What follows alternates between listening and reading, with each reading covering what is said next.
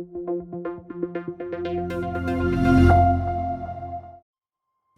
this video, we'll take kind of a 30,000-foot look at what to expect if you want to become a firefighter. So, you want to become a firefighter.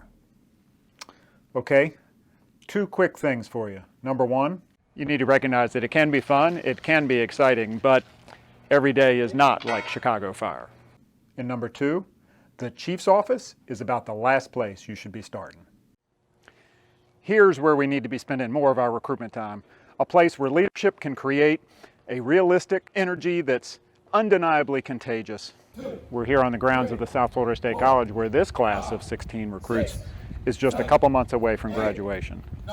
They'll graduate with Firefighter 1 and Firefighter 2, along with the basic medical skills they'll need to be able to survive on the streets.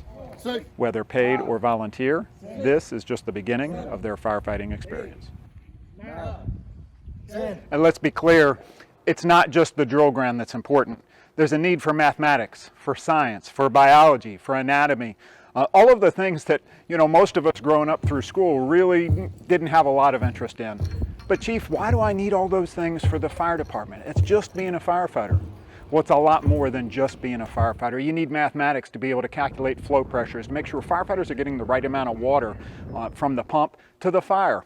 You need anatomy and biology for all of the emergency medical that you're going to run as a firefighter. It's not just about fighting fires. But you also need to know the science behind firefighting, the if this, then that. If I open the door, I create a flow path.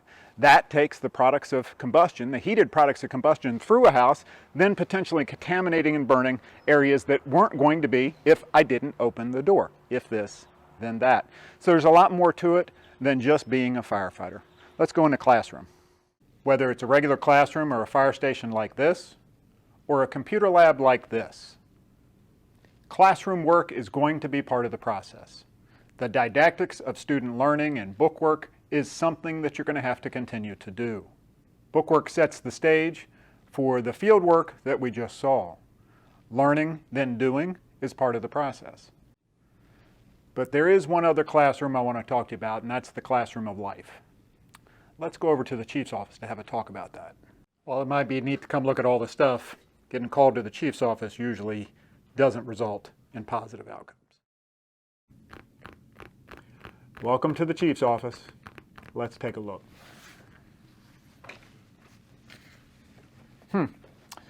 Yeah, I thought that racial slur was okay because after all, you were only 17. That joke about overweight people and disabled kids, there was nothing wrong with that. After all, you didn't work for the fire department then. You thought it's just a bag of M&Ms. They'll never miss that. It was a straightaway. Who am I hurting doing 95? Or the porn I sent Joey on Instagram, that was just between him and I. Let me help you out here. Once it's out there, no matter what it is, and there's no taking it back. And unfortunately for you at that point, it speaks to your character and your self-control. Yes, you have the First Amendment right to say what you want to say and do what you want to do. But you do not have the right to this job, and you do not have a right to avoid consequences for your words and for your actions. So please think before you act. Think before you type. Think before you speak. And ask yourself whether your grandmother or the significant other that you're worried about would be happy seeing that on the front page of the newspaper in the morning or come across their Facebook feed. Because once it's out there, it's out there. Do what you can to keep your nose clean. Ask a friend. Ask your grandmother. Give a chief that you respect a call. Talk to them before you open that mouth. Talk to them before you send that email. Talk to them before you get on Instagram or Facebook and send that post that's just between you and your friend. And I can guarantee you most employers, including fire departments, will check social media to see what your frame of mind is, to see what your character is.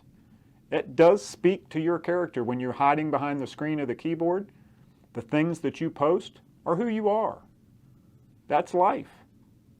And that's part of what you need to understand as you enter public service. Clearly the job's not for the faint of heart. So, you know, I've heard people say, oh, you're looking for goody two-shoes. You call it what you want to call it. I'm looking for people who have good character. I'm looking for people who have self-control.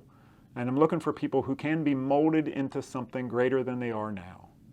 So that's a snapshot of what it takes to be a firefighter. So whether it's out there at the Fire Training Academy, here in a fire station, out in the engine bay, wherever it is, fire chiefs are looking for folks who have the heart to be a firefighter, who want to do the right thing at the right time for the right reasons. People who have the aptitude for the things that we do.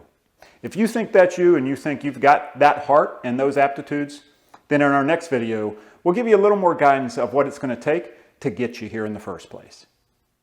I just want to encourage these guys, because if I'm 61, I could do it. They could do it at 16. I want to thank you for joining us here. I'm Mark Bayshore, Executive Editor for Fire Rescue One and FireChief.com. Join us on FireRescue1.com for all the latest news and information affecting the fire service worldwide. Keep safe, stay smart, and take care.